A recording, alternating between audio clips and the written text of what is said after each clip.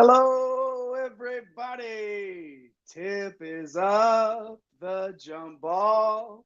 Time has come for one and done to play ball. Recording live from somewhere. This is one and done.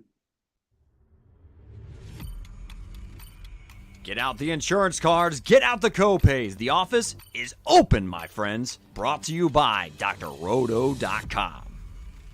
We are the members of the Green Screens Media team. We come. No, whoa. It's time once again for everybody to come aboard that Green Screens Media train. Welcome to One and Done, your fast break of college basketball information. And we are powered by the Milky Way's greatest website. That is drroto.com. I am your humble host. My name is Jay Heinrich.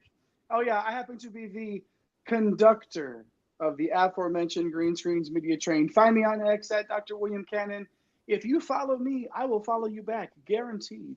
Do the thing. Push the buttons, and I will too. Let's get right to two of the absolute best in the business to do it, starting as always with El Capitan himself, the captain of the Green Screens Media ship. Follow him on X at MC Holland34, the OG Money Mike. That is Mr. Mike Holland. Mike, what it do, baby? What up, man? Took the night off tonight from the old DK streets. Ready to start up a new heater, man. I had a nice little 7-day run. Came crashing down over the weekend, but PrizePicks picked me back up into the Green Screens Media world. So, looking forward to a 10-gamer. I want to get this KOBC before it's too late. We are running out of time, and if you didn't catch it, we did a 12 conference tournament preview show, myself and old Eric the Blue over there. So check that out if you haven't seen it. A lot of those tournaments, actually, some of them started today.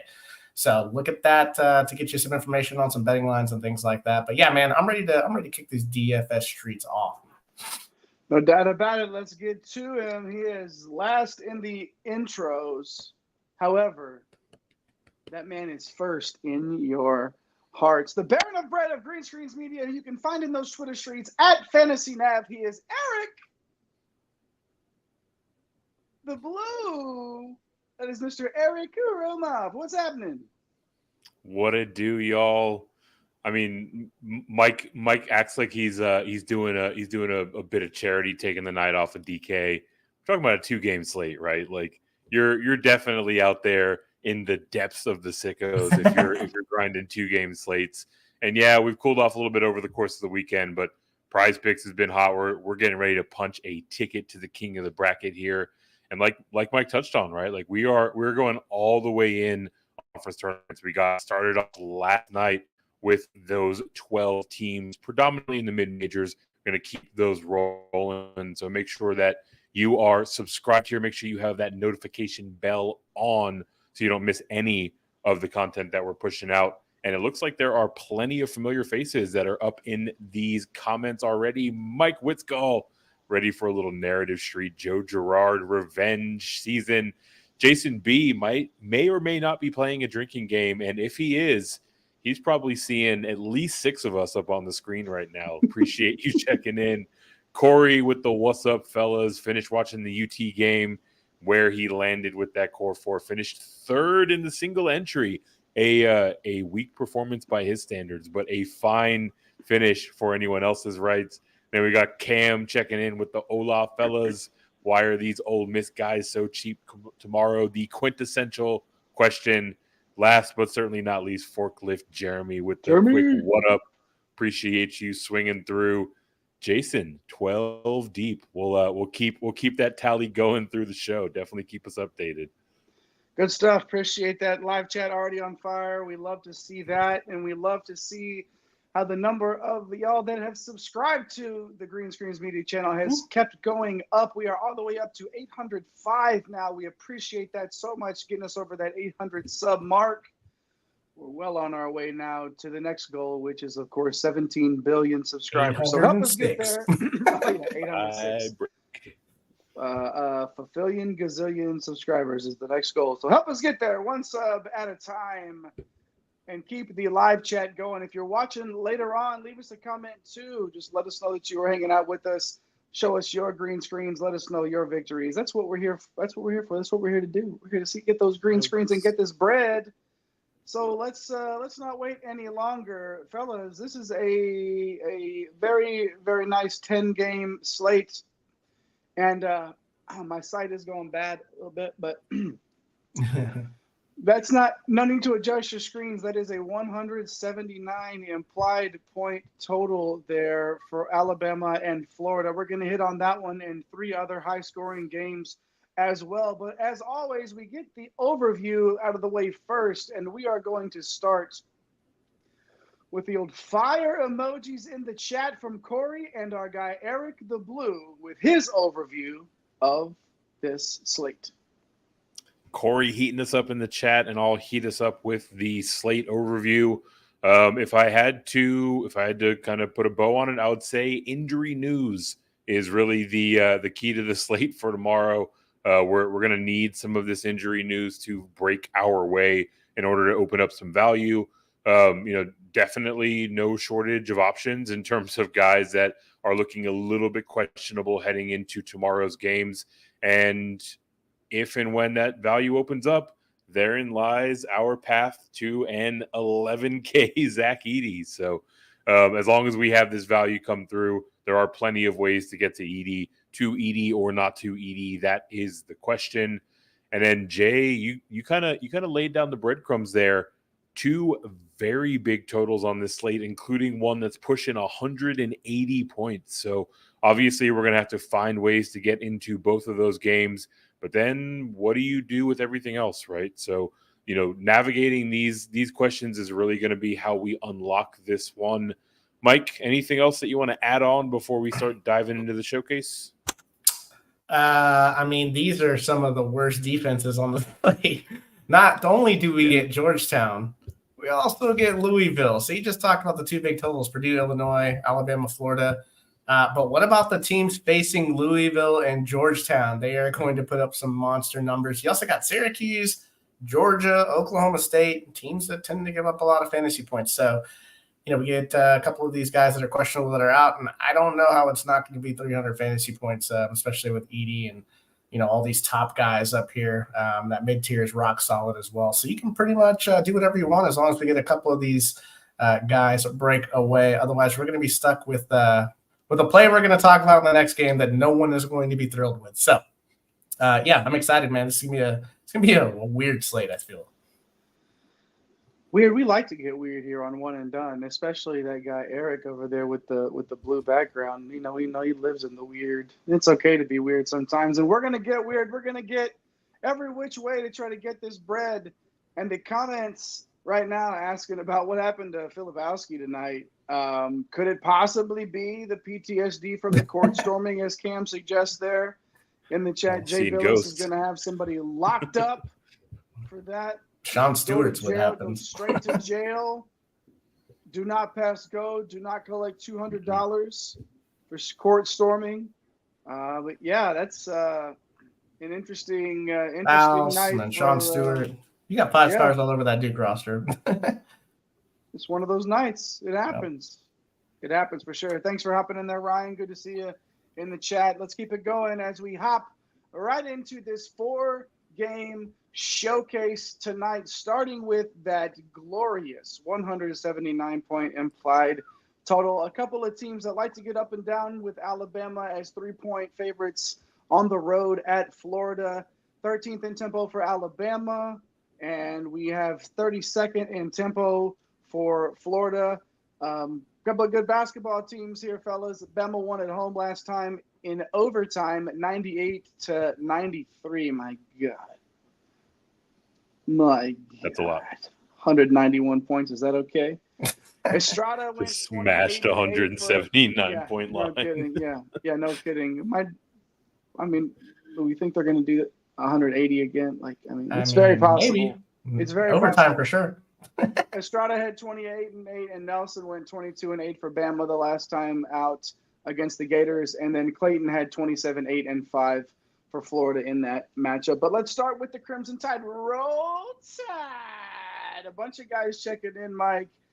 But we know the guy, Mr. Cash Game himself. Sears is the only one guaranteed major minutes. Yeah, absolutely. And you look at his price point, 8,800, like seems a little scary, especially when you consider like there's Devin Carter at 9,400 that a lot of people want to get to against Georgetown. Not on the rundown, not on the showcase games, but when you see Devin Carter sitting there at 9,400 in a desperate Providence game, and you look at Mark Sears in this ridiculous total at 8,800, you got a choice to make here. For cash games, obviously both guys viable. I love Sears in this spot. It feels like he's got 45 to 50 fantasy point upside in this thing on the road. Alabama right in the thick of this thing as far as winning the SEC regular season, or at least getting a share of the regular season crown. So they're gonna be out there running these guys into the ground for sure. So I know it was kind of the Aaron Estrada day at having that 20.8 rebound, 8 assist game. There's only a $400 difference separating the two now. It's not that usual $800 to $1,000 separating them. Mark Sears, obviously, if you can get to him at 8,800, feels like he is an absolute smash play in cash or in tournaments. Aaron Estrada is, we love playing him at 6,600 and 7,100, and now he's 8,400, which is completely terrifying. Obviously, anybody in this game is going to have a ceiling, right? So you look at what he did last time, 50 fantasy points in that spot. I'm hoping people will chase it. If I have the extra $400 to get to Sears, I would love to do that. I don't know how popular though these guys are going to be at this price tag. So it'll be interesting to see, especially what kind of value opens up. Feels like they're going to be a little bit more popular in those scenarios. But both prime options. Obviously 50 fantasy point upside for both of these guys. I tend to lean Sears just because he does a little more of the heavy lifting, as far as shooting the ball. Aaron Estrada can sometimes get his minutes cut down to 30 to 32, where Sears is going to be in the game pretty much 38 plus minutes. So, if I had to pick, I would find the $400 and pay for Sears on this slate.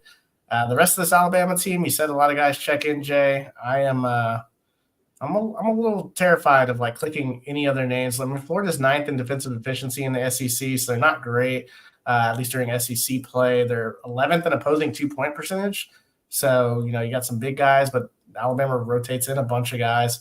They're also 244th, Florida is, in opponent shot block rate and opponent steal rate. There's going to be a ton of stocks in this game, which is why these guys' ceilings are going to be massive. There's Rylan Griffin if you don't want to pay up for the Sears and Estrada, but I don't see the point of it unless you're game stacking this to get to Rylan Griffin at 6,100. Obviously, he's very shot dependent. So if you put Rylan Griffin with Sears or Estrada and Rylan Griffin, knocks down 4 or 5 threes, you get those assists from either Sears or Estrada. You're obviously doubling up on your points there, but that's really the only real reason. He touched 30 minutes last game. We also have the news to Reitzel, but Eric, man, we always leave Grant Nelson for you because, one, I'm tired of I got tired in the first half of the season losing money on this guy. He's sitting there at 6,500, man, and absolutely smashed Florida. What are your thoughts on Nelson, and what do you got on Sears and Estrada here? Yeah, you always leave Grant Nelson for me because you don't want to be associated with such foolishness. Grant Nelson, 6.5K. He got the haircut there, Jason B. A lot of that has to do with the fact that he faced off against Tennessee and got the clamps put on him. Played 16 minutes. He came put up 11 fantasy points. So in exchange for that, get a little bit of savings at his price tag, $300. So with Nelson, Mike, you kind of led into it, just completely annihilated Florida a few weeks ago, almost 46 fantasy points. Kind of ties back to Florida being 11th in opposing 2-point percentage. Also, you mentioned getting the stocks boost here. Grant Nelson, a 6% block rate on the season. So, look, he's a pretty solid mid-tier play overall. Obviously, he's going to have to make sure he stays out of foul trouble. But if he's getting his normal complement of minutes, I feel like he is a pretty solid option in the mid-tier. Although, he can be a bit volatile. So, buyer beware with Grant Nelson. The other name that we haven't talked about here, Latrell Wrightsell. You see that bright red questionable tag floating next to his name, someone that we're going to have to pay attention to. The news here, he did miss the last 4 games. I mean, even if he's in there, I don't think it's going to change much on the Alabama side. They're still going to have a huge rotation, just one more guy to add into the mix. But, it will work to, kind of cap the upside of some of the guys that we talked about here. So if he's in, I don't find myself getting to him a ton at 6.2K. And, there's always that potential of his minutes being limited, or, maybe him getting a little bit of short run, or kind of re-aggravating something in his first game back. So Wrightsell himself is really just kind of a thorn in our side when it comes to Alabama tomorrow. I don't need 46 out of Nelson, right? I'll take 38, 40 out of Nelson, and I feel like with the matchup, it obviously played well against him last time out, and if he can avoid the ticky-tack foul calls, we were waiting for it to be Grant Nelson Day the last time we talked about him, and then it ended up. We saw that and it happened, and I was off of him because he'd been so poor. And then all of a sudden, and I think it's time again. I think it's time to hop on to Grant Nelson here. But honestly, to get in to stack this at all, to get with Griffin, and if you wanted to go with Estrada and Griffin, when Estrada's gone off and at his 50 and almost 60, the most Griffin he's gone for 23 and 21. So I don't know if stacking them and hoping Estrada goes off and gets that peak, has those peak games again like you're looking for at 8,400. I don't know if stacking Griffin is the way to go with that, but this feels like a one-off and maybe out of their side for me. But the Florida side, Mike, a lot of guys playing, a few starters seeing 30 minutes. So what's the deal with the Gators here? Like, the pricing's a little bit easier to get into this side, but is it worth it against this Alabama team? Yeah, I mean, Alabama kind of a middling defense, right? 6th in defensive efficiency in the SEC. They do a lot of stocks as well. They're 349th in the country in opponents' shot block rate and 261st in the country in opponents' steal rate. So there's going to be a lot of steals and a lot of block shots in this game, which you like. A guy that really doesn't do too much of that, Walter Clayton here, more of a scoring dependent guy, although he can poke out, a few here or there. Had the nice game against them last time. Comes in at 7,400. It's an okay price for him. I feel like he's priced correctly for this matchup. I don't think I'm going to use him. Part of that is because they've got a couple of guys down here at the bottom of the salary range that are gonna pull me away and piss me off and ruin my day. But before we get to that, Zion Pullen, you can save $100 there. Coming off 34 and a 32. Now he's 7,300. Runs the offense, a 20% usage rate, a 25% assist rate, and a 43% three-point shooter. So you like the kind of the all-around game that Pullen brings to you. Really like the floor with him. I've been into the 30s in 4 of the last 5. So probably more cash game viable than anything, especially in this total. Would much rather look to Clayton for tournaments and pay the extra $100 because he can knock down 6-7 threes in this game. Will Richards sitting there at 5,600. We're just doing this. Let's just get it over with, right? Like, we're doing this seesaw thing where it's Will Richards just shooting a ton of shots, playing a bunch of minutes, and then Will Richard is playing a bunch of minutes and not shooting a lot of shots. Then he's not playing any minutes and obviously not taking any shots, and it's an absolute nightmare. If you're in the large field and you want to throw him in one, if he catches fire at less than 1%, he's going to probably win the slate for you if you get the other 7 spots right. But the chances of that happening are also less than 1%. So Real Richard at 5,600, terrifying. Micah Hanlockton, also terrifying, but has shown more ceiling. Eric got him right the other day. Look at this game log. Like, you look at 5 games ago, 8 fantasy points, then 30 fantasy points, then 9 fantasy points, then 31 fantasy points, then 9 fantasy points. So if you want a guy that has tournament upside and you're okay with just being completely upset and finishing dead last, then I think Micah Hanlockton is the absolute, right, there you go, the absolute stone cold nut play for you if you want to win it all or you want to finish dead last. So, man, there's that old 4,200 spot staring us right in the face, Eric. We've done this multiple times throughout the season. I can't even say the name. right now, without injuries confirmed, projecting is probably the best punt. What say you about this 4,200 player for Florida?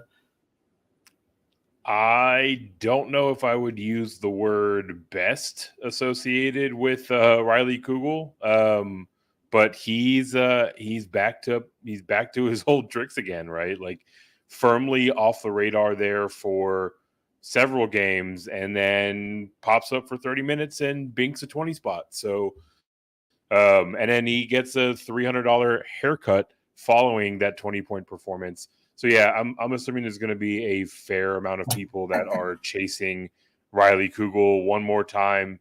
I mean, like, whenever we're talking about Kugel and Richard, like, I think we just have to start like zooming out to some of the more existential questions, like why does this keep happening to us? Why is there pain in this world? Why do bad things happen to good people, right? But like, I mean, he is very much so a chaos agent when we talk about like getting into this game and getting this game right. Like one of these two, Will Richard or Riley Kugel, is going to be the key to unlocking, slate breaking upside. Figuring out which one is really the hard part, right? Like I think you just kind of balance the exposures and know that Kugel is probably going to be the more popular of the two. Who else haven't we hit on here? We went down. Oh, we gotta get to Samuel, right? Tyrese Samuel, 7.2K, Mr. Steady Eddie, right? Like you're looking over his game logs here, and he's getting you 4x plus in each of his last 4 games. Not really the most exciting option on the Florida side, but kind of interesting, right? Like he did put up a 35 in that first matchup against Alabama. Feels like he's a little bit more of a cash play, largely because of his price, right? Like I don't know if he's necessarily got the upside to feel great about a 7.2K number, but I mean, you mentioned it off the bat, right? Like this is a guy that can get you some stocks, 4% block rate, 2% steal rate. Like maybe there's a little bit of room for a ceiling game. I just don't know if it's enough to really get you what you need in a tournament at this price tag. So Samuel a little bit more in the cash mix, and then Riley Kugel, just light a candle, throw some salt over your shoulder, whatever superstitions or rituals you need to proceed in, and then click his name and Ryan's hold on comment. tight. Hey, listen, I like Tyrese Samuel as much as the next guy, but I'm going to have to – he only had 32.5 the last time out, not 35. And I don't know, man. Like it's tough at that price for sure. And log in Kugel for all the money. Yeah, that's right. No kidding. But Cam was making a point too. Though Cam was making a point about Handlogger not shooting at all. 13% shot rate. Yeah, but you also see like when he's rebounding the ball and when he does make a couple of shots, like it's just he's gonna get those counting stats. Putbacks.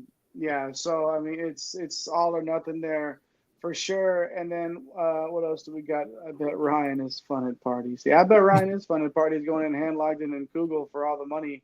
Cam's asking about Cincy at Oklahoma cross off. I got one play. Later that I'm going to make in this game. I think you guys follow a similar path. I think we know who we're talking about, but yeah, a little bit for the tier section maybe.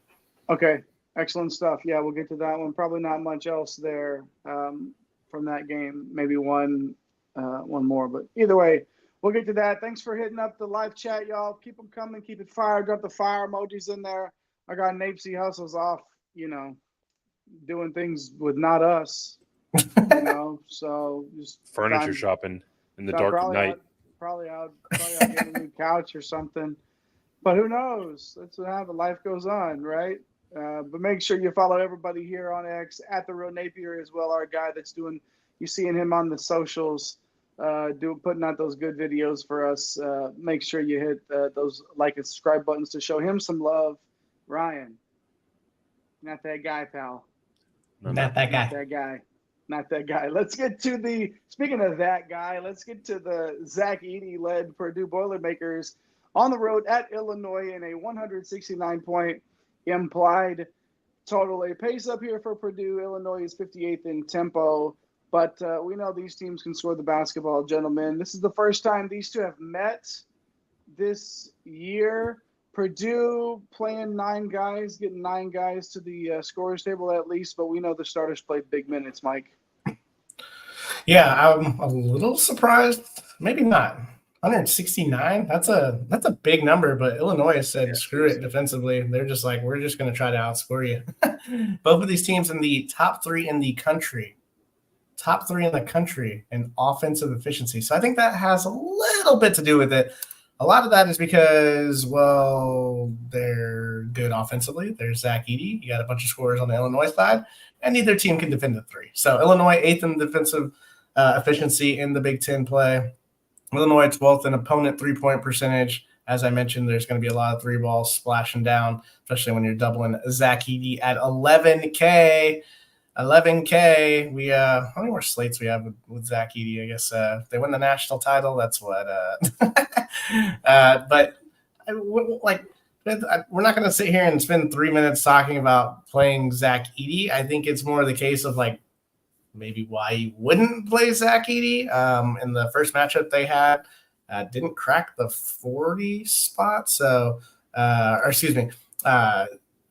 I believe it. I can't remember if they did play. We'll have to take a look at that and confirm that. I don't know if that was Indiana or not, but regardless, Zach Edey, like at 11K, you either play him or you don't play him. You flip a coin and you just say, you know what, I'm going to play Zach Edey. A lot of it has to do with the questionable tags, or if you're willing to play a Micah Hanlockton, if you're willing to play a Riley Kugel, if you're willing to play these questionable guys that if they're out, you play the value play. Now all of a sudden you got 2 to 3 guys sub 5K.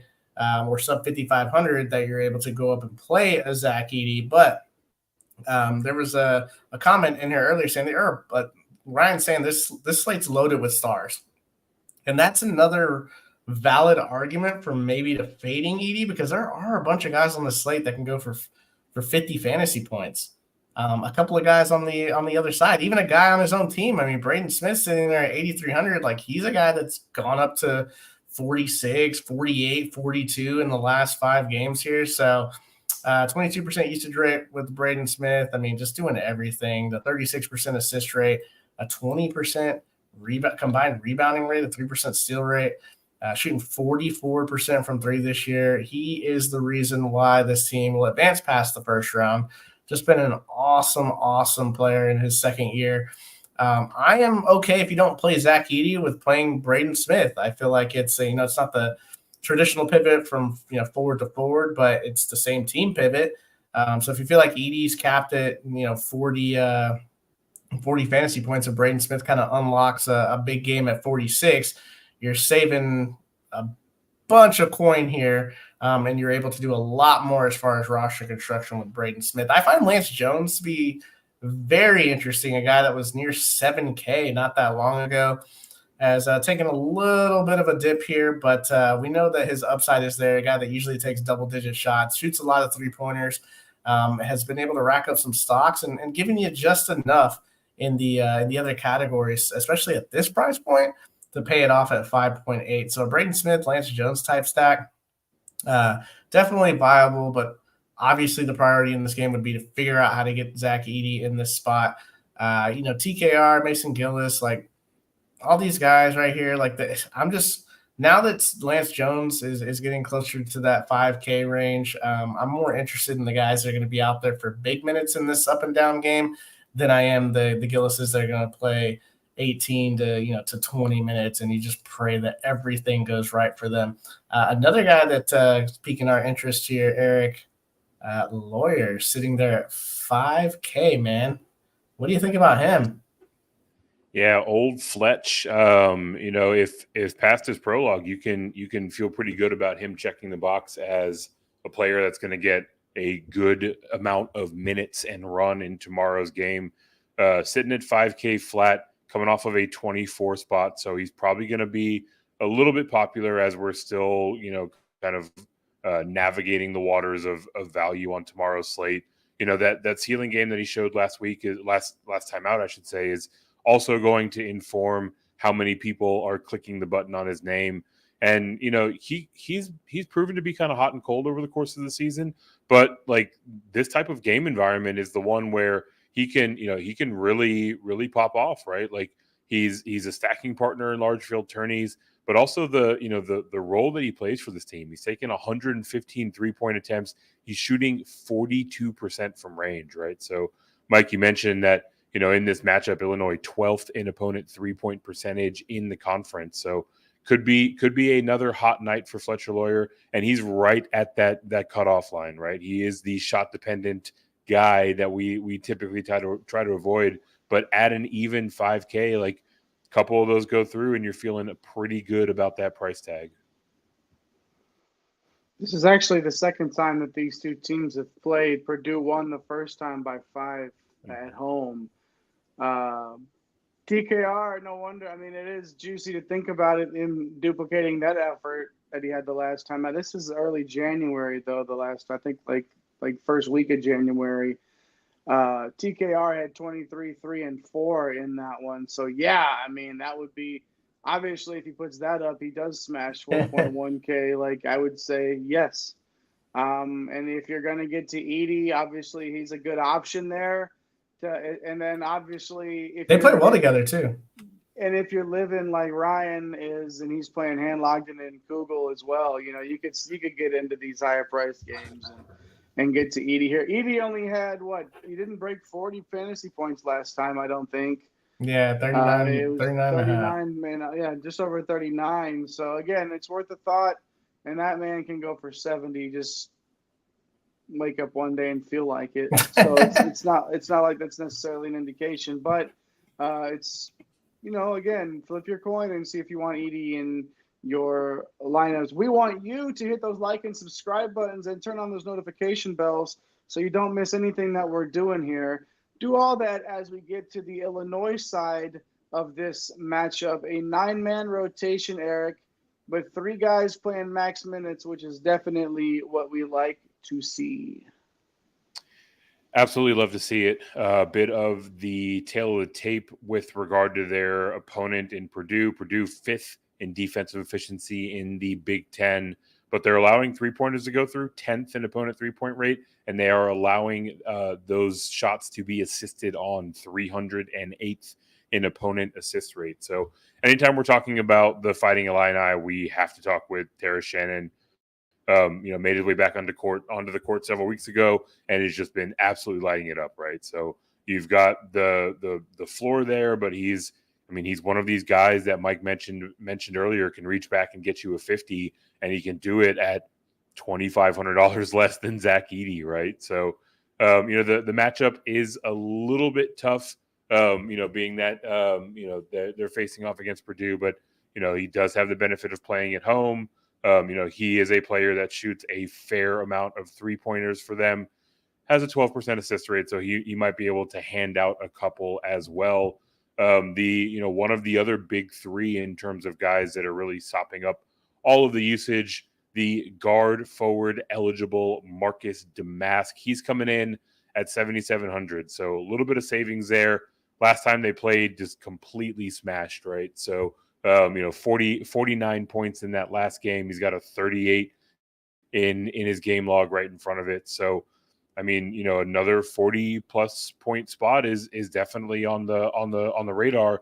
But again, Purdue's fairly stout defensively. So, maybe a little bit more risk with the mask in particular. But yeah, you're looking at these 2 guys at the top of the rotation, and it feels like Shannon with his scoring, Damask with some of the counting stats, like they're in a pretty good spot to contribute in this one, albeit in a tough matchup. Mike, I've taken 2 of the lead dogs off the court here. Anyone else that you're keeping an eye on for the Illini side? Yeah, you have to include Coleman Hawkins. Just an all-around game. You talked about Damask having an all-around game. He's a guy that can score a ton of points as well. Coleman Hawkins probably not going to score, a lot of points, but he's a guy that's going to be able to get you rebounds, get you assists, rack up stocks. He's shooting 40% from 3, so you love that. You also love that he's the cheapest of the 3. So if the other 2 are going to be popular, and the chances that one of the other 2 are going to hit 40 are like one of those 2, it feels like are going to hit 40. I don't know that I see a world where it's really a three-man deal here with Illinois, especially in fantasy right now. I know Ty Rodgers is sitting there at an interesting price point. He doesn't play enough minutes. Quincy Guerrier had the big game against Purdue that first time, but he's not playing very many minutes. There's Jay's guy, Danger. Watch yourself, but you just don't know if he's going to play even 10 minutes. So. Yeah, I mean, the big three here. Shannon at 8,500, I would expect, like last time, everyone wanted Terrence Shannon, right? Even though it's a little bit more pricey than Damask, and Hawkins was sitting there at that middle price point in between, sandwiched in between them. And now Hawkins finds himself the least expensive of the three. I feel like a lot of people are just going to go right to Marcus Damask because of what he did last game. One was on the optimal team, as well as our cover boy for that slate. And then what he did against Purdue the first time, which was 26 points, three rebounds, and 5 assists. So a lot of people are just going to flood right to Marcus Damask. That makes me really like to either spend up to $800 for Terrence Shannon or spend down and play a Coleman Hawkins at 7,500. And you just pray that the ceiling that either Shannon or Damask hits isn't quite as big a number as like a 50 piece. Otherwise, if you're sitting there with the Hawkins 38 or 40, but Damask or Shannon, which is completely possible, go for 50, you're not going to feel that great unless you stack them together. And stacking them together is absolutely expensive. I mean, it's out of control because you're going to want to run it back with Zach Edey. So like you basically have no salary. You guys can take shots on TKR, Mason Gillis, and those guys. Like I don't. Okay. I would much rather take a shot at Braden Smith and Lance Jones. So, for me, Coleman Hawkins is pretty interesting. But, yeah, I'm with Eric. Like, one of these two, Damask or Shannon's going to hit 40 fantasy points. Somebody's going off, right? Like, I think Damask is going to be super popular. Man, this just sets up, though, for, like, a classic Terrence 50 Shannon bomb. like 50 burger. It does. Dude. Like, it just sets up so nice for that. I could definitely see that happening. And yeah, we weren't gonna get by without saying danger.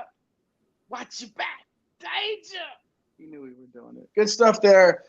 Purdue and Illinois there. What was that, game 2 on the showcase that we're covering there? 2 more to go here. Make sure you show us some love. Do your part in the Green Screens Media universe. Hit those like and subscribe buttons. Do both for us, as we are now officially Green Screens one and done after dark on the East Coast at 12:15 out there. If you're watching live, here we go. We're still awake Central Time Zone.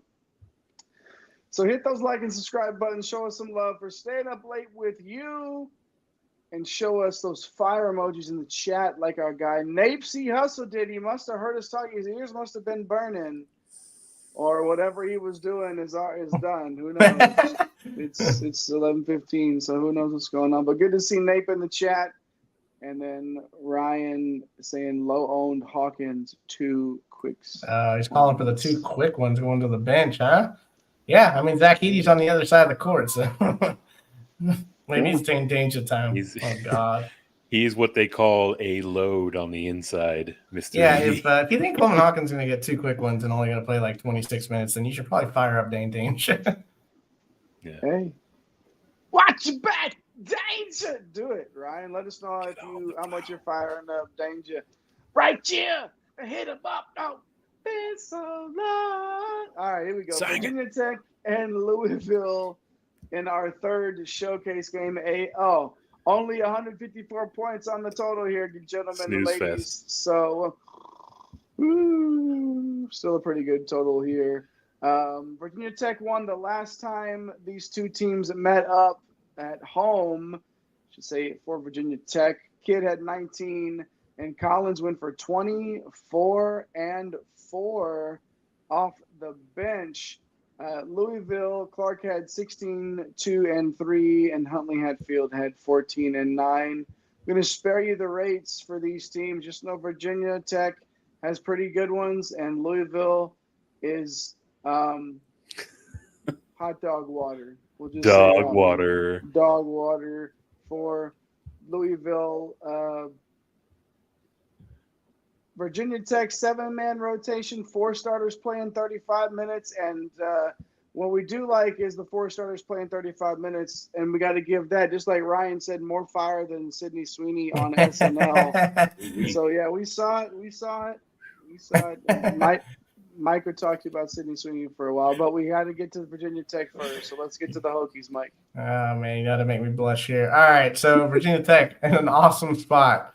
Awesome spot. How many times have we seen this over the course of the last, 3-4 weeks where it's like someone is going to go nuts here. Louisville dead last in defensive efficiency in the ACC.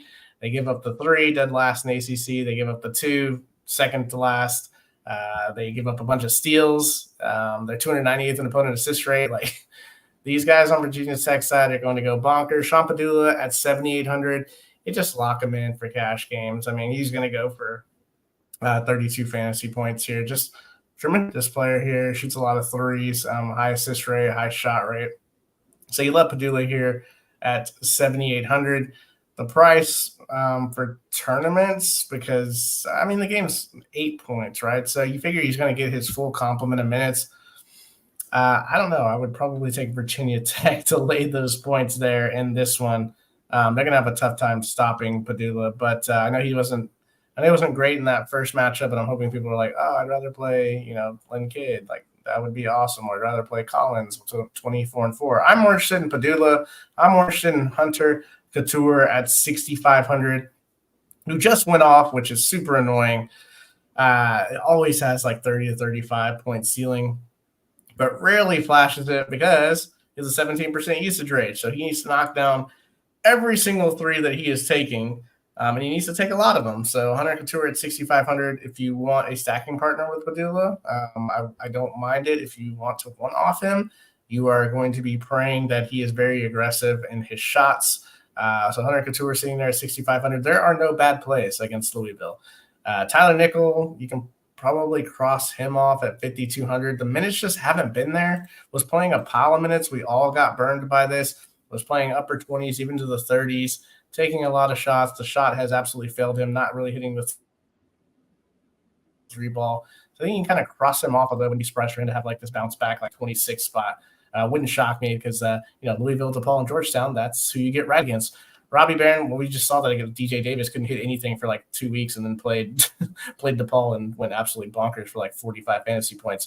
Robbie Barron here at 4,900. I really wish he was $500 cheaper. I was like shocked that we're getting him at 5K, especially since the last 3 games. He has not been great. So I'm annoyed that we didn't go from 5,100 down to like 4,500. I would be very interested in stacking him. At 4,900, like he's in the value player pool, especially since this is against Louisville, but not the usage rate's not really there. Doesn't take a lot of shots. He was on the floor a ton last game and still didn't take very many shots and didn't produce very many fantasy points, but he does have a stealing of 25.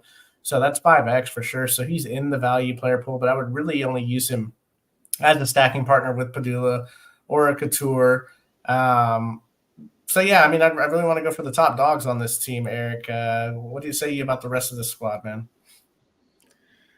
In the year of our Lord 2024, we have Lynn Kidd as our cover boy on one of our DFS breakdown shows. So I officially don't know what to do with my hands. And I would also like to nominate him as the recipient for the commemorative Janai Broom Award of guys that it just makes zero sense that he's not getting 30-plus minutes out there. So he's one of these fantasy points per minute darlings where, in the first matchup, he put up 25 fantasy points in 24 minutes, right? Like, if there's just ever a scenario where he gets more run, he's absolutely going to smash, especially in this matchup where Louisville is basically last or second to last in pretty much every defensive category in their conference, damn near last in the nation in some other categories, right? So, like, the ceiling is always going to be in play whenever a team's facing off against Louisville. With the minutes restriction in particular for Lynn Kidd, like, probably makes him a little bit more of a large field option because there is that volatility. And volatility is the name of the game with the other player we have to talk about here, MJ Collins. A little bit more of a digestible, a palatable price tag, 5.4K.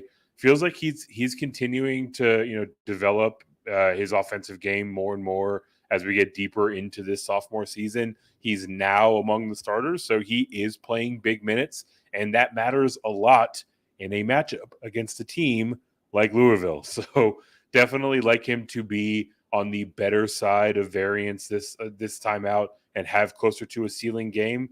But while he can get you mid, high 20s, he can also flip around and give you a 7 or a 16, right? So there is that volatility, and that floor is down near the ceiling. So feels like another large field tourney option. Proceed with caution, but I mean, kind of like we said off the rip, right? Like basically anyone that is trotting out to face off against Louisville is going to be someone to consider in the player pool.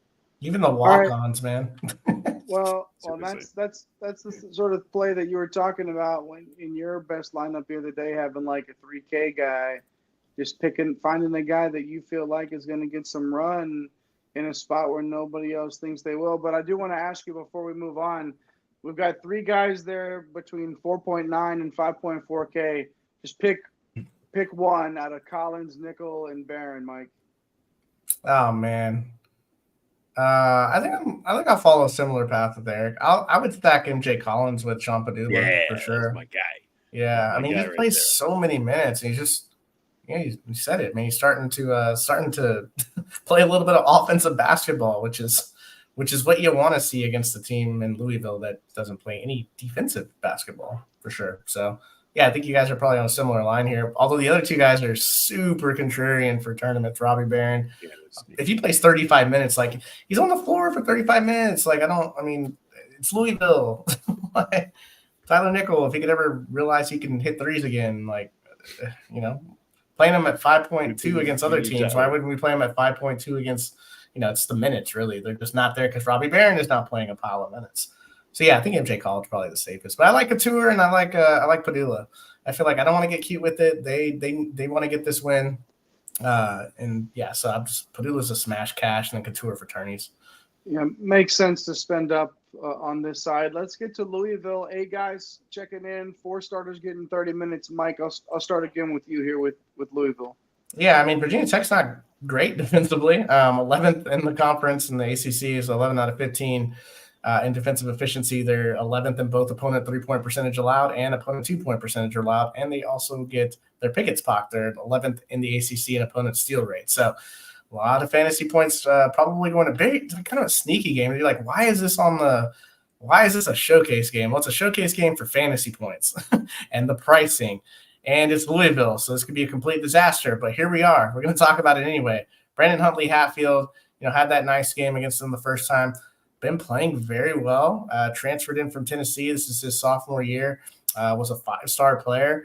Really rounding into form. Can get you some stocks. A very good rebounder. A cheap double-double is on the line here. He's had some blow-up games too. So Brandon Huntley Hatfield for large field tournaments is certainly interesting. Trey White sitting down here at 6,600, along with Sky Clark at 6,000. Trey White coming in from USC. Like, it just hasn't worked out as a team, but, I mean, the guy's playing 33, 34, 35, 37 minutes, taking double-digit shots, like, getting rebounds. He's a good passer, like, can grab a stock or two. So, Trey White at 6,600, like, all these guys are just interesting as one-off tourney pieces. If you want to go crazy and, run 2 guys from the Louisville side, I mean, you can. The minutes feel a little more secure. That's awkward saying that about a team that is not great, right? Sky Clark sitting there at 6K, like he's got 30+ fantasy point upside. You look at it and you're like, how many guys at 6K flat or under have these 30 fantasy point ceilings? And it's like, it takes you to these mid-tier guys with Louisville. And it's like, oh gosh, like this is really what we're really going to do because the floors are so low. But since it's Virginia Tech, who isn't great defensively, because they're at home, you hope to get that boost, right? It's only an 8-point line, which makes you feel a little more confident that even if the game gets to 15 or 16, the starters are going to be out there up until 1 minute. So yeah, I have some interest in Sky Clark. It just sounds terrible to say out loud. Tyler Johnson here at 5,700, another guy that has 25, 30 fantasy point upside. So you're looking at 5,700. You're looking at 4 to 5x with him. He actually leads the team in usage rate. Very volatile with the minutes. It's been up and down, but a guy when he gets in there, he is going to take his shots and he can absolutely create for them. Has had 4 assists or more in 4 of the last 5, and also picking them pockets as well, Cam. I mean, 2+ steals in 4 of the last 5 as well. So, man, this Louisville side completely terrifying. You feel much safer with this Virginia Tech side, but every now and then it's college basketball. This could be a fun game if it's close because the guys that are going to be on the floor on both sides. So I might throw a tournament team in there and play 4 guys from this game and just see what happens. Hey, love that. Eric, anybody else on this Louisville side worth chatting about before we move on? Worth chatting about might be arguable, but we can talk about Mike James, who is on the court a ton, right? Like mid to high 30s minutes pretty much every single night. Goes out and binks a 31 spot in that last game. So he's got some momentum working on his side. But honestly, like at this price tag, I kind of feel like there are better spots out there, right? Like his rates are sort of right at like the minimum levels to register, kind of 20 usage, 20 shot, rebounds well enough for a swing man, right? But like as we're throwing darts on this Louisville side, like I'd probably rather go to Clark or to White or to Johnson, right? Like, these are guys that are again all playing a similar complement of minutes, but are several $100s less expensive. So that would be the way I would speculate. But yeah, I mean, if you want to play Mike James, you're probably the only one who's gonna take that angle on tomorrow's slate. So if he puts up another 31 spot, you're feeling pretty good about laddering up. I'm not feeling like Mike James is good for another 31 spot here. Probably not. I'm not chasing that, and neither should you. Cam was talking about Mike. You didn't even realize you said it. You said you're getting your pickets pocked. Pockets picked. So now we've got a new money Mikeism here. Getting your pickets pocked here on one end done. Better put your hands on your wallets because Mike's coming to pock those pickets for sure. Yeah, hide your kids and hide your wife too, for that matter. But let's hit those. Hide your kids, hide your wife, and hit the like and subscribe buttons. Do all of those. Don't mix those things up. Hit those. Do them in that order, and make sure that you show us some love. One more game here in our showcase before we get to those tiers, and then the core 4 and more 4, more 4. We give you more than just the core 4. Syracuse, 9-point dogs on the road at Clemson.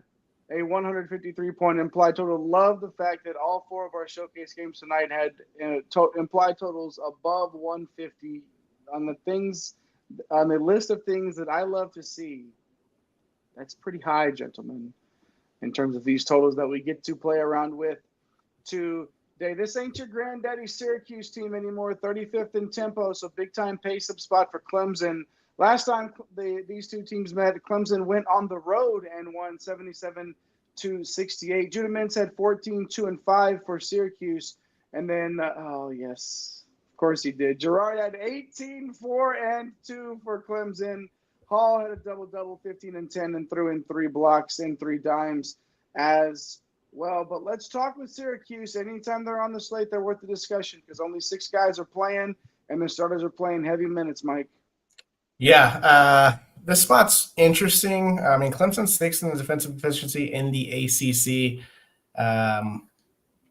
This is more about the Syracuse rotation. I mean, they just, what you're going to get. It's 6 guys.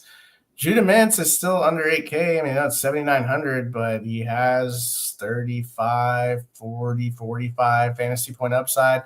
This is a tough road game for them. But you just love the rates across the board with Judah Mintz. So I think a contrarian type play here in the high tier, a little less expensive than a lot of people are going to go to the Illinois guys. A lot of people are going to go to Carter, get to Edie. And then there's like Judah Mintz sitting there at 7,900, right? So, not more of a secondary high tier play. Malik Brown's $100 cheaper. I think we've talked enough that we aren't doing that. Just not going to pay this price for a guy that is very stock driven. So, if he gets 7 stocks, like that's still not that's still not enough. He's gonna have to make some shots and grab some rebounds. So, Malik Brown, I'll cross him off. I'll cross off JJ Starling too, 6,300.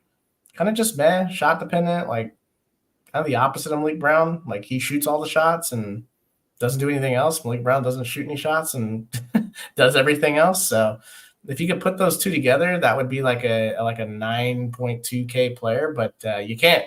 So Malik Brown, JJ Starling, I'm crossing off. Kadir Copeland, I always have interested in Kadir Copeland, especially at 6K.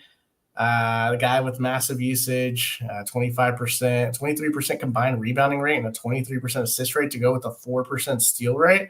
Comes off the bench, so if this game gets out of hand, you feel like he's pretty safe. Most of the Syracuse guys are pretty safe in general, but he just gives you that extra, that safety net behind him. And he also has a ceiling. I mean, this guy has flashed 40 fantasy points before. 30 fantasy points is 5x. You would gladly take that in a tournament setting. He's a way to kind of stick into that mid-tier. So if you're building out mid-tier lineups, getting Kadir Copeland, I don't hate it. I think it is a tougher spot for the Syracuse side, but it feels like one guy's going to go for at least 4x plus. So it's just figuring out if you want to try to spend up to figure that out, or just hope that one of the cheaper guys on their squad gets there. Man, Eric, I guess we have to mention your boy Chris Bell here. The alternate universe that we have been living in. The fruition has come true of 7.1K Chris Bell. So what say you on him on this slate? He can't keep getting away with this. 7.1K Chris Bell. Here we are again, right? Like he's in the player pool. And I mean, kind of like you alluded to, right? Like we can't just keep saying don't play him. He's going to turn around and keep putting up 41s and 34s, right? Like he is very clearly a big part of what Syracuse is trying to do down the stretch run. He's getting massive minutes and he's taking a ton of threes. He's now the leader on the Syracuse side with 183 3-point attempts, filling it up pretty well, 41% from behind the arc. So, super shot dependent guy, which makes him feel even more gross at 7.1K. 4x in 3 of the last 4 games will certainly do okay, but I'm not really at a point where like I feel great about rostering him at this point. Like if you do, you're probably going to need to pair him up with like Judah Mintz and his juicy 26% assist rate, right? Like with these shot dependent guys, stacking them with someone that can distribute is probably a way to go about it. We'll give Bell his flowers and continue to talk about him because he's played his way into that, right? But I'm not really there yet where I feel great about putting him in. Ryan chiming into the live chat, Chris Bell, and we fade him, be like, how many times do I have to teach you this lesson, old man? Yeah, I know, I get it, but dang, like 7.1. He's been rubbing our nose in it all season. Like, I don't feel like he's in it for back-to-back. I would need 35 out of him, to feel good about it. I don't know. It's tough, but yeah, if you want to get into this game, obviously easier to maybe stack a couple of guys, especially if you're all over Copeland like Mike is. But let's get to the Clemson side before we get to our tiers. 9-man rotation. We know Clark is questionable, so that could turn into an 8-man rotation. Starters playing 30+. Eric, gonna let you lead off this final team here before we get to the tiers. Yeah, well, let's look how it sets up for Clemson, right? They're facing off against Syracuse. Syracuse is 12th in the conference in defensive efficiency, 14th in 3-point percentage allowed, and dead last in 2-point percentage allowed. So seeing a lot of shots for the opposing team going through the hoop, and that will very likely be the case for PJ Hall, a player that is sitting at 7.6K, just in an absolute smash spot. He's a guy that, more than maybe anybody else is really popping in terms of his projection and where he shows up and any sort of advanced modeling. So probably going to be pretty popular. Certainly a great cash play. depending on his ownership and how popular we think that he's going to be, there might be a case to be made for finding some pivots off of him, which fortunately there's no shortage of at that 7.6K price tag. But I mean, we continue to add names to this list. Another guy that can reach back and get you 50 if he's hitting his ceiling. So expect PJ Hall to be popular, but with good reason. And then Mike always loves to save this lane for me. I get to walk down Narrative Street with the Joe Girard revenge game. 6.4K. Prices come down after he's kind of pissed down his leg here recently. 19 and 15 in his last 2 games. So because of that, don't think a whole lot of people are going to be going to Joe Girard. Potentially creates a little bit of leverage if you're looking for a way to get into this game that is not named PJ Hall. Joe Girard might be a way to spin off that. And I mean, he's a player when he sees one of his 205 3-point attempts go through, like he can get you 30, 35 fantasy points. So, Narrative Street aside, kind of like Joe Girard is a sneaky way to get into the Clemson side. So, Mike, I've talked about a sneaky option, talked about the clear chalk for the Tigers. Who else do we need to hit on here for this Clemson side? Yeah, I mean, Shiflin's at 7K. He's basically the Chris Bell of, except not the shot dependent version that Chris Bell. It's weird. All of a sudden, Chris Bell is getting stocks. He's got 7 blocks in the last 3 games. You look at Shiflin, now all of a sudden he's taken 18 attempts from the field in the last 2 games with the 16% of shot rate on the season. The way he gets there is kind of like Malik Brown. It's all rebounding, all assists, can pick up stocks. Well, now if he's going to be taking 9 to 10 attempts a game, he's going to be 7K. He's certainly interesting. He's coming off a 36 and a 37. Only for tournaments for sure. Maybe a stacking partner with Girard if you want to get different from PJ Hall. I'll disagree with you a little bit. I think Joe Girard's going to be semi-popular, which means I think Chase Hunter is going to go completely overlooked here. A 9 spot in the last one. I don't think anyone's going to be going here. And we know that he's got 30 plus in his bag. The problem is he very rarely takes the old bag to the stadium here. So Chase Hunter at 5,800, kind of an interesting play in large field settings. Now the Jack Clark questionable news, right? Illness. I feel like an illness, missing the last game. He's gonna play. If he doesn't, it creates we have this entire tier section dedicated to injuries that we'll get to here in a little bit.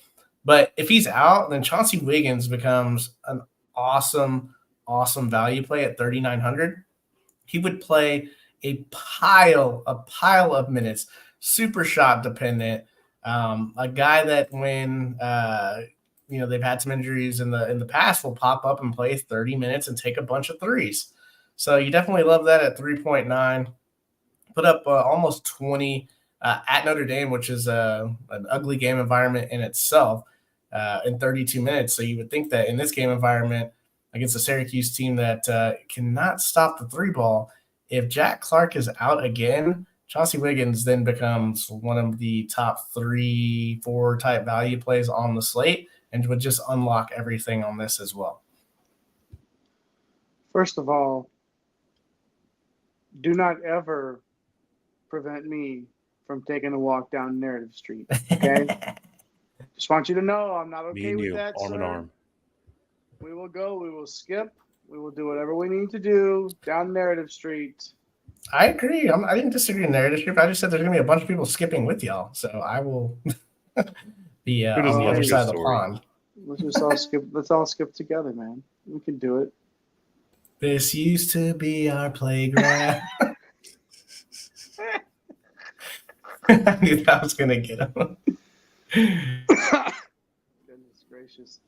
Yeah, I'm all over Joe Girard. Wiggins, though, is definitely an interesting play. Well, that's one of those injuries. Jack Clark's injury is one we're going to have to pay attention to. And let's get to those tiers.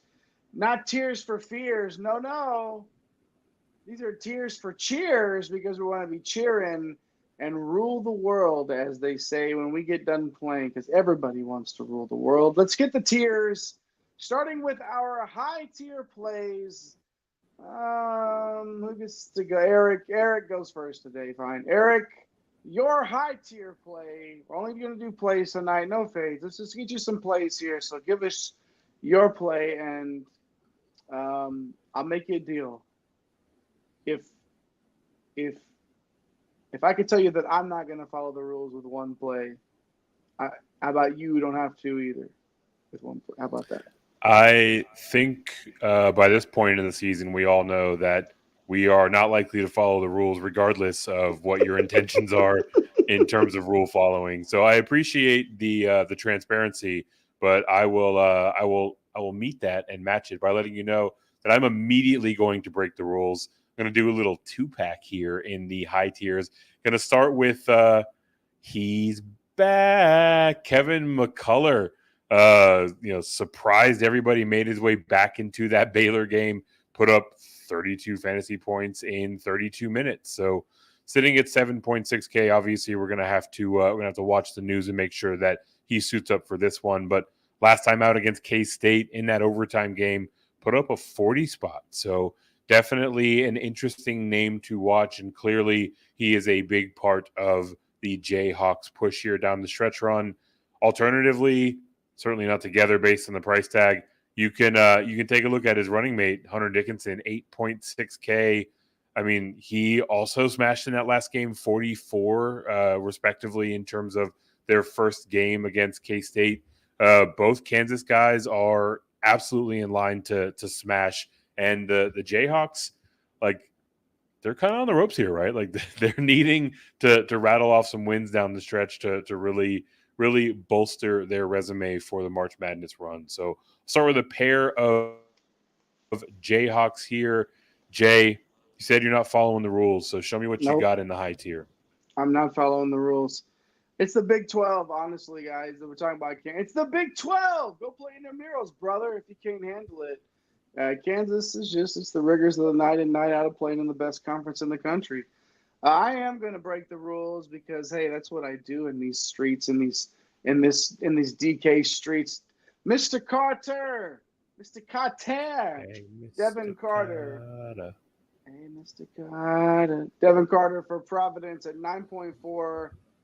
You can either go with Carter or Orduro at 8.1 if you want to spend down a little bit. Georgetown. Let me try to find a one word or maybe two words to describe them. I'll go with boo boo is what Georgetown is. So talk about the stars aligning for the stars of a team. Providence playing Georgetown. We all know the usage for Carter and Orduro, and really everything goes through these two players. We know they're going to get a bunch of fantasy points against a terrible Hoya squad.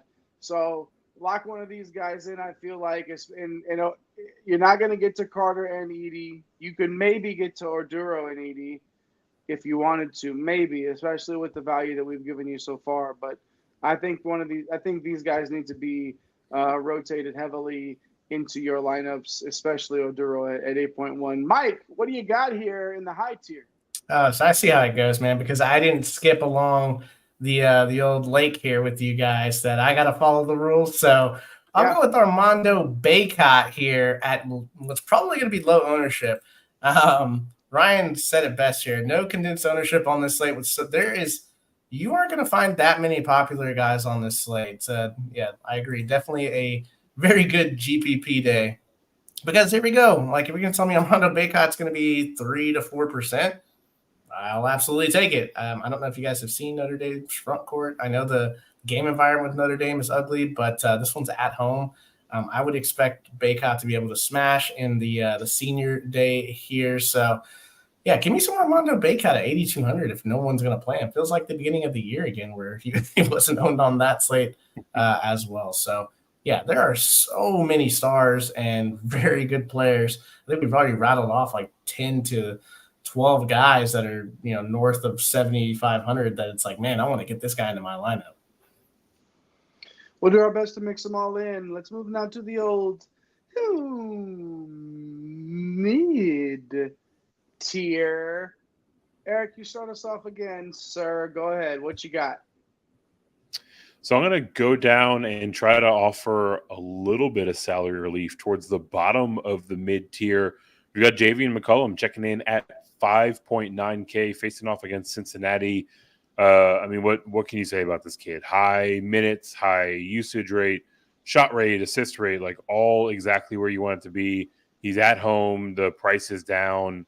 Like in this type of environment, he can absolutely get you like high 20s, maybe even into 35 points if he really reaches his ceiling. So feels like he is an absolutely strong tournament play. Jay, get the sense that you're probably going to reach into the wallet a little bit more than I did for your play. I am 6.8K for Pop Isaacs, the Texas Tech guard on the road in Stillwater. At some point, we've been saying this, Isaacs is gonna smash at this price. He hadn't shot well, but he's still, just chucking them up there, which I really appreciate and like to see that. Just that gunslinger like Isaacs is. Love him in. He's much more of a large field play, I would say, though. Definitely for the volatility. But sooner or later, we're going to have Pop Isaacs Day. And why not on a fine Tuesday in March? Yes, we are here. It is March, by the way. Y'all, in case you didn't know. It's March. We made it, Mama. Mama, we made it. All right. Mid-tier here. Mike, we both followed the rules this time, so I'm sure you'll do the same. No, but you know what I'm going to do? What are you going to do? I'm going to spin that wheel. Let's go.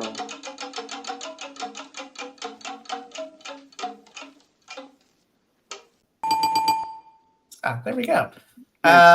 If you can tell me which Ole Miss guy or which two Ole Miss guys, as Cam stated earlier, is going to go off, I will make some money. Matthew Morrell sitting here at 7,100.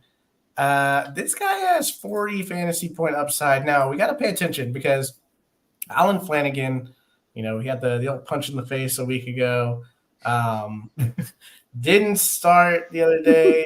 And only played 9 minutes. Didn't play in the second half. They're saying it was a hamstring issue. It's not really listed on DK right now, but that's what Chris Beard said. If he's out, it creates all kinds of more usage for these guys. Even if he's in, Matthew Morrell, just an absolute smash spot here at 7,100. You also love Jalen Murray at 6,900. You can get to him. The ceiling probably more with Morrell, but you save $200, and we've seen flashes of Jalen Murray reaching back and getting there. Hasn't happened very much recently. Missouri was the last time that he really kind of paid off this price tag, and that was only 4X. So I'm more interested in Morrell over Murray, but one of these two feels like it's going to have a pretty big game. Jermaine Breakfield's also in that same price tag at the forward position. He's at 6,900. We're playing Georgia here. As Mama Rocks likes to say, Georgia does not play a ton of defense. These guys they feel a little more cashy than they are, I guess, tournaments outside of Morrell. So Breakfield and Murray I would look to in cash. Matthew Morrell, I think he's going to be kind of pretty popular here at 7,100 for sure. So we'll definitely have to pay attention to see if Flanagan's in or out. But even if he's in, I like the three of these guys for sure, Morrell in tournaments, though. There you go, Cam. Cincy and Oklahoma, I guess, is not a complete cross-off there. If you want to get in there, McCollum is probably the play, especially in large tourneys. Let's hit the low tier on our way out of here. And this is the injury. This is the low tier on One and Done, brought to you by Injuries. The injury edition here for the low tier. So these are some guys that we're going to be watching last minute, watching for those updates. Let's start with Eric again. Why not? What a night. What a night here. Eric leading off the tiers, my man. Go ahead and do it again for the low tier. Leading off the tiers because Mike set this one up so perfectly. He mentioned watching Flanagan news.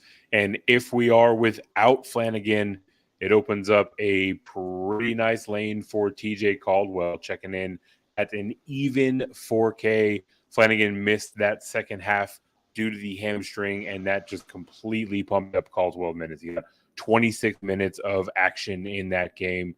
I mean, if Flanagan's out, he immediately becomes one of the best value options on the slate. You know, if Flanagan plays, you probably just got to cross through his name and keep it moving. So one to definitely keep an eye on the news for to inform how we will approach TJ Caldwell. Jay, how are you approaching the low tier? I'm going back to Stillwater, which is something that nobody that's ever been to Stillwater actually says. I'm going back to the game in Stillwater, and I'm actually going back to Lubbock for the player, which, again, going back to Lubbock is the same thing. Anyways, Robert Jennings for Texas Tech at 4.5.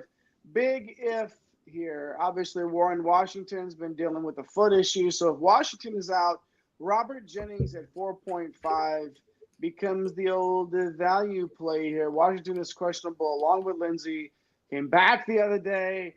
Too early, re-aggravated that injury. So the front court for Tech would almost be non-existent outside of someone named Robert Jennings, right? So he'd get a lot of run because of that. So we're going to go Robert Jennings at 4.5 if Warren Washington is out. Another one to pay attention to here, injury news. Mike, wrap us up here in the tiers. One more low tier play.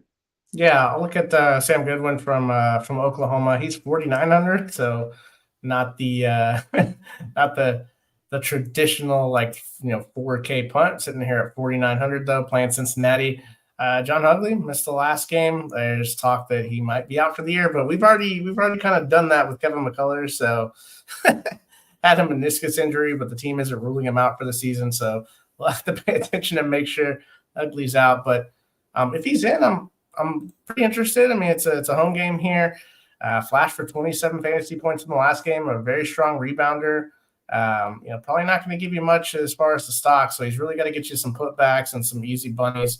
But if he's going to play 26, 27, 28 minutes, he's in the value player pool. So I would say I'm with you guys on Robert Jennings and TJ Caldwell. I feel like they probably present better value if those guys are out, but we can't just cross through the Oklahoma-Cincinnati game, as you said. There could be a little more juice here to squeeze out.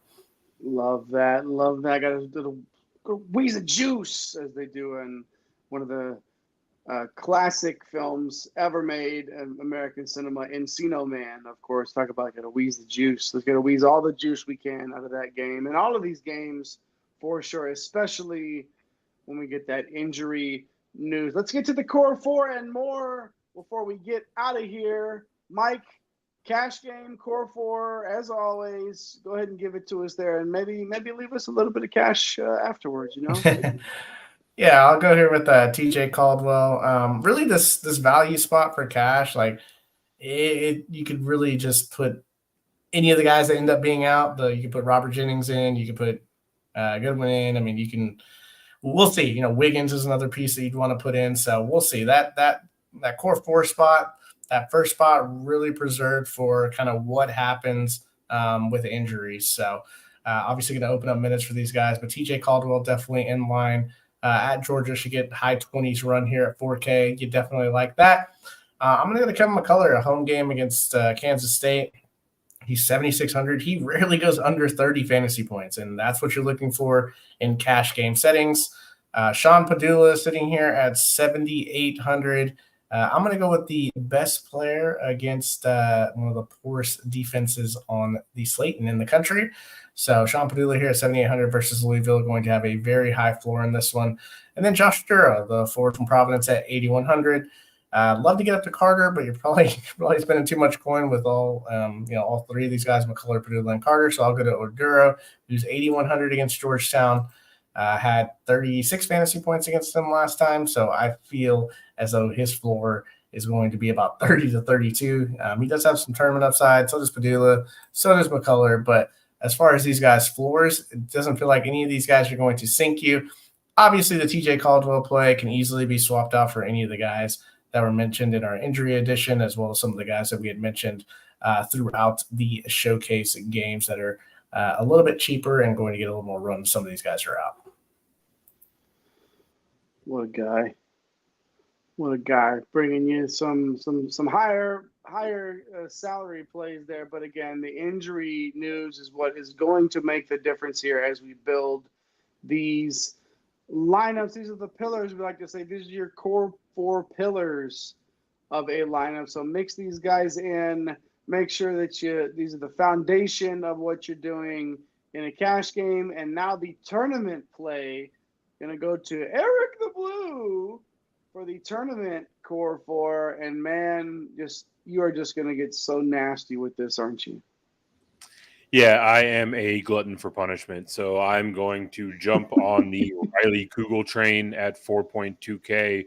Let's go. If you are a bit more risk averse, if you don't like letting it all hang out, you can just fill this spot in with basically any of the injury value that we've talked about throughout the course of the slate. So start with Kugel coming in again, 4.2K at the guard spot.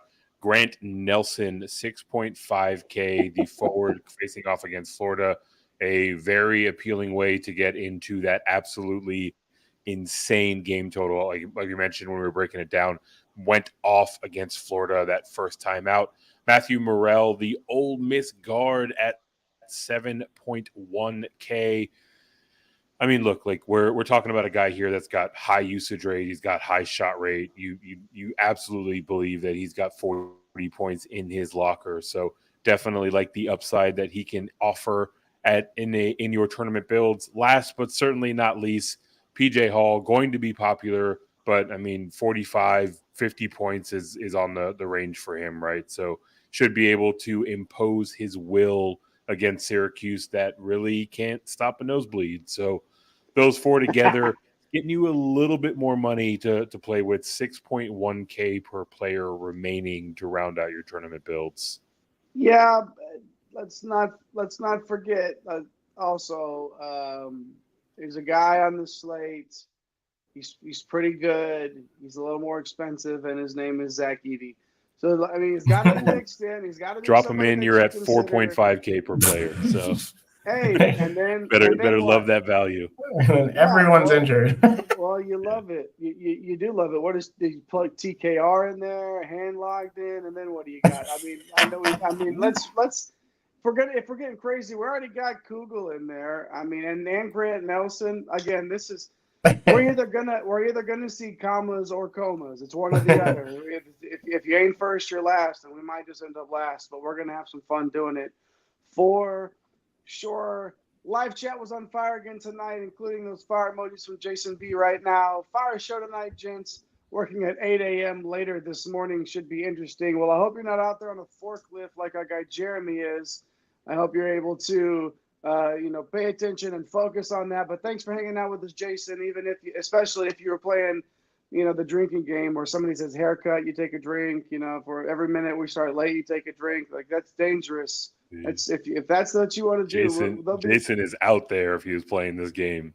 There will be Tether's an official, cut. He's in orbit. Yeah, exactly. Well, there will be an official one and done drinking game that you'll Pick it be pop. able to buy, including drawing a phrase card for getting your picket pocked for sure by the captain. Quickly, a couple of comments to close us out here from the captain. Yeah, I mean, you gotta have Twitter up. You gotta see who's in, who's out, follow the injury news throughout the day. It is just so key to unlocking this, but also, man, like this, 1,000 teams in this 3K to first, and also in playing a little weird, different, taking shots on guys in the KOB seed is another way to obviously vault yourself up the ladder if you hit one or two weird plays. So I'll be all over the injury news, and hope to drop some prize picks for you guys tomorrow. So we've been heating up, so look forward to that. Hell yeah! Final thoughts, Eric. Similar line to Mike, right? Like, zooming in a little bit more, find multiple ways and creative ways to get into this game, this Florida game facing off against Alabama, right? Like, rotating your exposures around there and trying to create a little bit of leverage is going to be critical on this slate. And like we talked about while we were breaking these games down, really like attacking this Louisville side. So, I'm going to have a lot of stubs that are really anchored around getting into that 180-point game and then taking advantage of a porous Louisville defense and then sprinkling in another couple of guys here or there will really be the game plan for me tomorrow. Yeah, find the Georgetown game and go opposite there too. Facts. Hey, really fun show tonight, everybody. Ryan, Cam, Nape C. Hustle, Jason B., Forklift Jeremy, the king of the single entry, Corey. There was no Auburn on the slate tonight, so Sammy the Sniper, we didn't put up the Auburn, the cat signal, so we didn't get him in. Probably too late for Mama Rocks. We missed both of them, and we missed you too if you didn't hop in the live chat. We would love to hear from you next time hanging out with us. Make sure you hit those like and subscribe buttons. Show your broskies in basketball some love. My name is Jay Heinrich, the conductor of the aforementioned Green Screens Media Train. Mike is the captain of the ship. Eric is the Baron of Bread. Follow everybody on X at The Real Napier, at Get Green Screens, at One and Done CBB as well, right there. Perfect. But never, of course, boom. Ask and you shall receive, right there. Appreciate that, y'all. We're climbing. We're at 805 right now in subscribers. We're on our way to 17 gazillion billion. Be one of the next to do it. Take care of yourselves. Tell somebody you love them. These are our DK playgrounds. And now it's time to get this bread. Thanks for stopping by the office. Get your fantasy prescription by subscribing to the channel and checking out drrodo.com. And until the next visit, be well and take care.